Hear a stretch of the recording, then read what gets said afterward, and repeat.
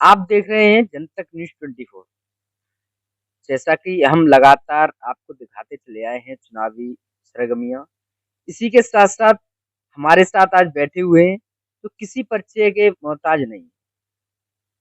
संविदा फाउंडेशन के राष्ट्रीय अध्यक्ष हैं रणबीर सिंह राय जी, जिन्होंने एक रूरल एरिया से उठकर अपने संवेदना फाउंडेशन को ऐसी ऊँचाइयों तक पहुँचाया है, जन-जन की सेवा में लगाया है। आइए इनसे रूबरू होने का प्रयास करते हैं और इनसे जानने का प्रयास करते हैं कि अभी तक इनका क्या रहा सफ़र? नमस्कार। नमस्कार, बहुत-बहुत धन्यवाद। क्या नाम है आपका? मेरा नाम इंजीनियर धर्मवीर सिंह राय है। जी सर। सर, कब से आपने राजनीति में कदम रखा और क्या जैन में राजनीति को ही क्यों चुना? राजनीति में 1991 से मैंने राजनीति के लिए शुरुआत की थी, समाजवादी पार्टी से और मेरा उद्देश्य केवल ये था कि गाँव गरीब झुग्गी-झोपड़ी में रहने वाले लोगों को जो न्याय नहीं मिलता है और एक विचारधारा थी, गाँव के संघर्षों का तकिया जो सिरहाने रखकर सोते हैं, युग की अंगड़ाई लेने पर वही पैगंबर होते हैं। हमारे माँ-बाप के संस्कार, हमारे माँ-बाप की जो पीड़ा थी, जिसकी वजह से मैं आज तक लड़ता रहा और गाँव गरीब झुग्गी-झोपड़ियों के लोगों का हमारे साथ अनवरत रूप से इतना प्यार रहा और उन्हीं की दम पर उन्हीं की दम पर सारे हमने मामले जीते हैं और आज इस मुकाम पर मैं खड़ा हूँ और उसके पीछे भी हमारे परिवार का बहुत बड़ा योगदान है और राजनीतिक लोगों ने हमारा खास तौर से समाजवादी पार्टी ने एक सुनियोजित तरीके से हमें खत्म करने का जो प्रयास किया, लेकिन शायद वो सफल नहीं हो पाए। हमें ऊर्जा मिली और हम तो कहते हैं कि दीन दुखी को देख नेत्र जिनके गीले हो जाते हैं, मानवता के दर्पण में वो और भी चमकीले हो जाते आपने बात की है कहीं न कहीं समाजवादी पार्टी की। समाजवादी पार्टी के आपने देखा है जब से उसका समाजवादी की शुरुआत हुई तब से आप समाजवादी पार्टी में ही थे। समाजवादी पार्टी के दौर में और आज वर्तमान में जो बीजेपी सरकार है, इस दौर में आप कहाँ देख रहे हैं इन दोनों को? हैं। समाजवादी पार्टी अब अवसरवादी कह सकते हैं या सामंतवादी, क्योंकि नेताजी के दौर में समाजवादी पार्टी का गठन समाज सामंतवाद से लड़ा। गांव गरीब की झुग्गी झोपड़ी में रहने वालों को, अल्पसंख्यकों को, दलितों को, पिछड़ों को, वंचितों को न्याय दिलाने की उन्होंने लड़ाई लड़ी, तो समाजवादी पार्टी को हाथों हाथ लिया गया। लेकिन उस समय की समाजवादी पार्टी में और आज की समाजवादी पार्टी में बहुत जमीन आसमान का फर्क है कि आज समाजवादी पार्टी का कोई कार्यकर्ता यदि है, जमीनी कार्यकर्ता है, उसकी उपेक्षा होती है, उसे अपमानित होना पड़ता है। कुछ चंद नेता हैं जो चाटुकार है, चापलूस है, जो नेताओं की गणेश परिक्रमा करते हैं, उनकी वजह से जो वास्तविक सच्चा समाजवादी का जो खाटी का समाजवादी विचारधारा का व्यक्ति है, वो अपने आप को कहीं न कहीं समाजवादी पार्टी से दूर महसूस कर रहा है और समाजवादी पार्टी में घुटन महसूस कर रहा है और राष्ट्रीय नेतृत्व को मतलब इन छोटे कार्यकर्ताओं से जुड़ने दिया जाता है। कई बार मेरे साथ भी हुआ कि राष्ट्रीय अध्यक्ष माननीय अखिलेश जी ने 2 एक बार मुझे बुलाया और कुछ लोगों को ज़िम्मेदारी दी गई कि आप इनको राही जी को लेके आइए, हम बात करेंगे। लेकिन वो ये जानते हैं कि धर्मवीर राही यदि जुड़ जाएँगे तो शायद पता नहीं हमारा क्या नुकसान हो जाएगा। कहीं न कहीं उनकी अपनी कमजोरियाँ हैं जो उनको खतरा रहता है। तो मैं अकेला नहीं हूँ, जिले में बहुत सारे लोग हैं। तमाम प्रोफ़ेसर केसी यादव जी ले लीजिए जो खाटी के समाजवादी रहे, वो भी आज उपेक्षा के शिकार हैं और तमाम नेताओं को, बाहरी लोगों को स्थापित करना और स्थानीय लोगों को उपेक्षित करना, ये समाजवादी पार्टी का कहीं न कहीं एक कमजोरी का कारण है। आपने समाजवादी पार्टी पर आरोप लगाए हैं कहीं न कहीं कार्यकर्ताओं को पर लेकर। लेकिन आपने देखा है कि काफ़ी यादव मैनपुरी में काफ़ी यादव हैं जो कि पार्टी के लिए जी-जान लगा देते हैं। लेकिन जब चुनाव का समय आता है तो उनको मौका ना देकर परिवार के ही लोगों को मौका दिया जाता है, ऐसा क्यों? अब ये कहना तो मेरे लिए ख़ैर उचित नहीं है, लेकिन मैं इतना जानता हूँ कि चुनाव में सर्वजन समाज को जोड़ कर के राजनीति की जाती है। ठीक है, परिवार के लोग हैं, परिवार के पार्लियामेंट लड़ते हैं, कोई गुरेज नहीं है यहाँ की जनता को। नेताजी को चुना यहाँ की मैनपुरी की जनता ने। मैनपुरी की जनता बड़ी भावुक और भोली जनता है। इन्होंने आँखें बंद करके नेताजी और सैफी परिवार पे भरोसा जताया। लेकिन फिर उनके नेताजी के बाद माननीय धर्मेंद्र यादव को यहाँ से सांसद चुना। फिर उसके बाद माननीय नेताजी के बाद फिर तेज प्रताप जी को यहाँ से सांसद बनाया। लेकिन कष्ट तब होता है कि विधानसभा पर भी प्रत्याशित होते जाते हैं, स्थानीय लोगों को नकारा जाता है।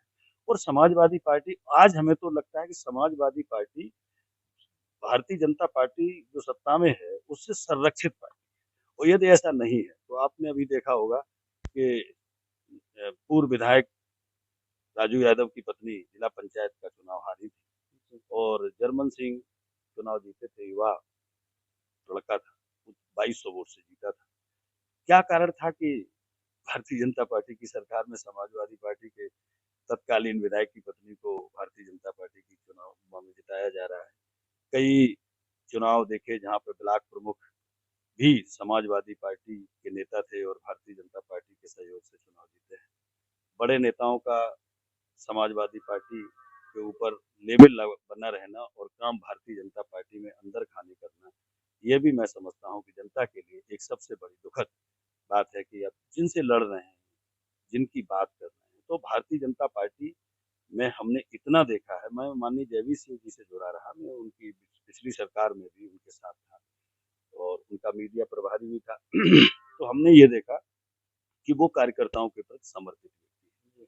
भारतीय जनता पार्टी के लोग 24 घंटे जनता से जुड़े रहते हैं, जनता के बीच में रहते हैं। समाजवादी पार्टी का व्यक्ति केवल नेताओं के पीछे रहता है। जो समाजवादी पार्टी का जो कार्यकर्ता है वो अपने नेताओं की गणेश परिक्रमा करता है, जनता से उन्हें कोई लेना नहीं। अभी मेरा ही गांव ये नगला खुशहाली जहाँ बैठे हैं, आज तक यहाँ से हमेशा समाजवादी पार्टी जीती। अभी भी अखिलेश जी यहाँ से विधायक हैं। आपने अखिलेश जी की बात की है, ये विधानसभा करहल है, यहाँ से विधायक अखिलेश जी हैं। क्या आपके गांव में कभी भी भ्रमण करने आए किसी की डेथ में या किसी अच्छे शुभ कार्य में? अखिलेश जी मेरे क्षेत्र में, मेरे गांव में तो कभी नहीं है। और अभी मेरे यहाँ लेटेस्ट दो दो घटनाएं ऐसी हुई। एक तो मोहित यादव जो जिसने सुसाइड किया था रोडवेज में, और दो सगे भाई हमारे यहाँ खत्म हो गए। और हमारे गांव में तो अखिलेश जी आज तक नहीं आए, और न ही सैफई परिवार से कोई अभी दो दो सगे भाइयों की मौत हुई, उसमें भी नहीं आए। तो कुल मिला के ये कि मेरे गांव की रास्ता इतना खराब है, आप आगे देखेंगे इतना दलदल है कि जहां आदमी आज निकल भी नहीं सकता है। तो ऐसी दुर्गत है क्योंकि यहाँ के जनप्रतिनिधियों का जनता से कोई सरोकार नहीं है। केवल सुविधाभोगी उनके नेता हैं और सुविधाओं में वो मस्त रहते हैं। चुनाव में आएंगे, वोट पड़ ही जाएगा, वो जानते हैं कि वोट ये जाएंगे कहाँ।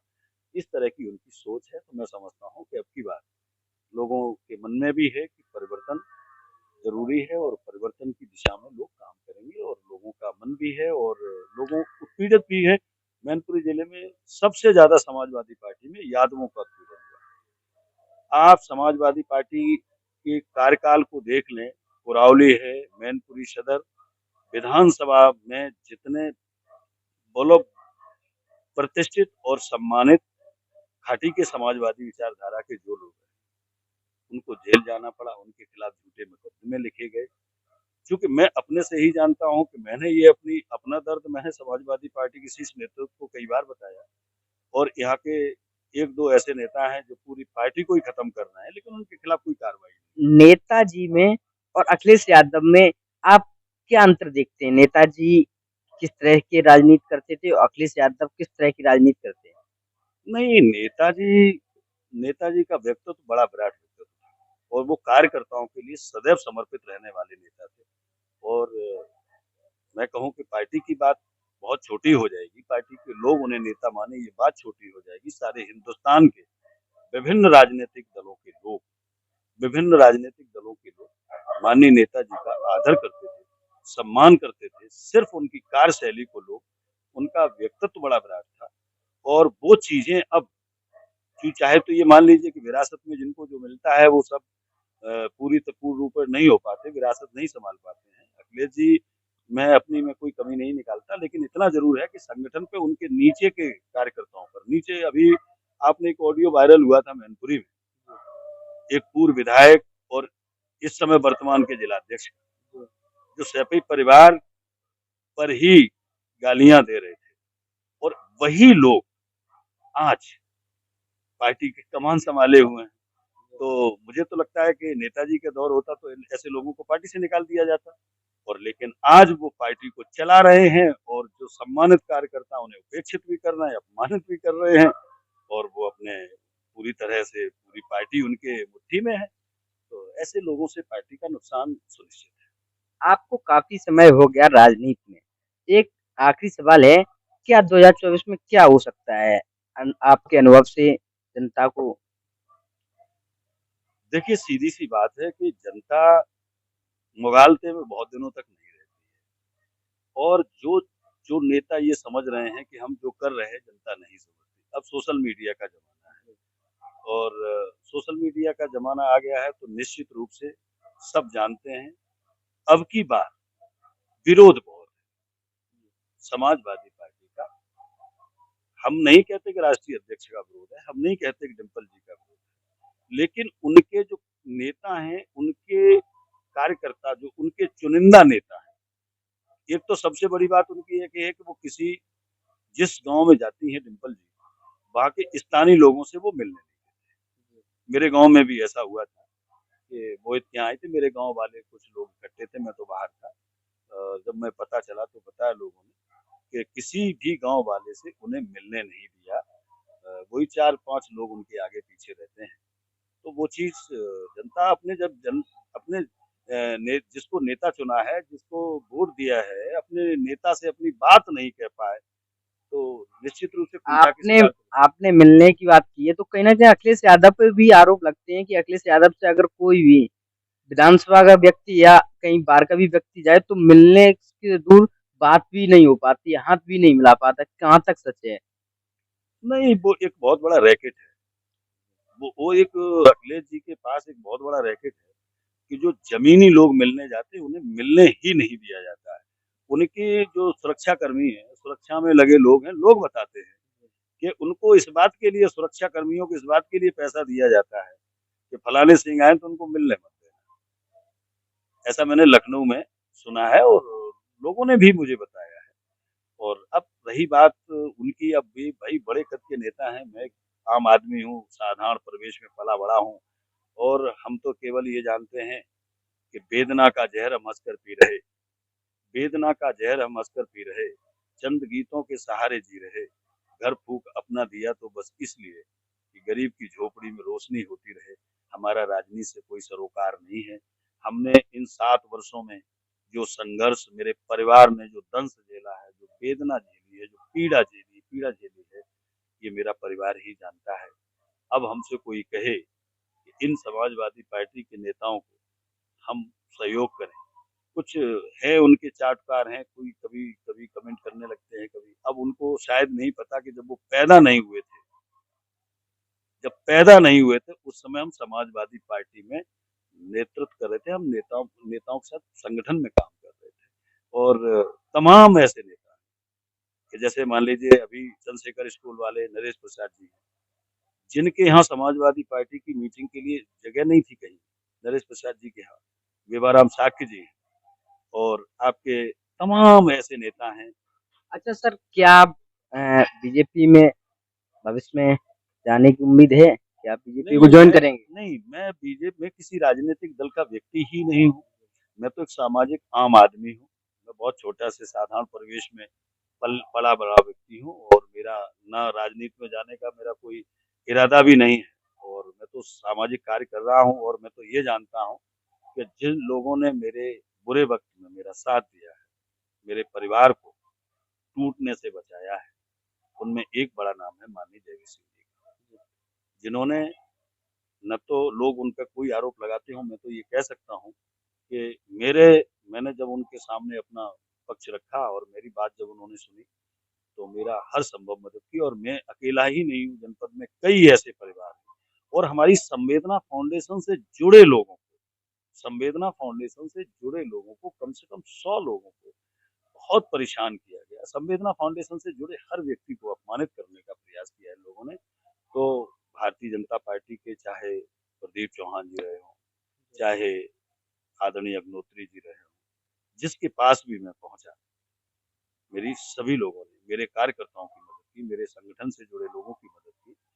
तो इसलिए अब जब आपको पता है कि जब किसी को एक पक्ष अपमानित कर रहा है और वो लोग अपमानित कर रहे हैं, जिनका अपना कोई वजूद नहीं है, जिनका कोई अपना स्तर नहीं है, अब उनको महिमा मंडित पार्टी वाले करें, वो एक अलग बात है, वो उनका व्यक्तिगत इश्यू हो सकता है। लेकिन हम लोग एक सामाजिक कार्यकर्ता, साहित्यिक क्षेत्र के व्यक्ति हैं और हम लोग संगठन 11 राज्यों में संवेदना फाउंडेशन के बैनर तले काम कर रहे हैं, झुग्गी-झोपड़ियों में लोग आए दिन काम कर रहे हैं, तो हम लोगों से जुड़े व्यक्ति हैं। अब उनके अपमान से, उनके सम्मान से कहीं मुझे प्रमाणित होने की ज़रूरत नहीं है, लेकिन उनकी संकीर्ण मानसिकता है, उसका वो परिचय दे रहे हैं, जिसका नुकसान सीधा-सीधा समाजवादी पार्टी और माननीय राष्ट्रीय अध्यक्ष अखिलेश यादव जी को हर जनपद में हो रहा है, हर जगह हो रहा है, मैनपुरी में तो होगा ही। सर बहुत-बहुत धन्यवाद। आपने इतना कीमती समय दिया, इसलिए बहुत-बहुत शुभकामनाएँ आपको। संवेदना फाउंडेशन को हमारे चैनल की तरफ से, हमारे चैनल की टीम की तरफ से बहुत-बहुत शुभकामनाएँ। आपको भी बहुत-बहुत बधाई। हम आपके चैनल के लिए संवेदना फाउंडेशन की ओर से हम कामना करते हैं कि आप दीर्घायु हों और आपका चैनल पूरे देश में कीर्तिमान स्थापित करे, ऐसी मैं कामना करता हूँ। और आपसे अपेक्षा भी है कि आप झुग्गी-झोपड़ियों में भी जाएँ और उनके दर्द बहुत हैं। लोग कह देते हैं, मैं तो एक ही बात कह देता हूँ कि इस धरा का दर्द ही श्रृंगार मेरा है, इस धरा का दर्द ही श्रृंगार मेरा है, आदमी का वंश ही परिवार मेरा है। बहुत दर्द गाँव झुग्गी-झोपड़ियों बसे हैं, इसीलिए आप सबके प्यार पर अधिकार मेरा है। आप सब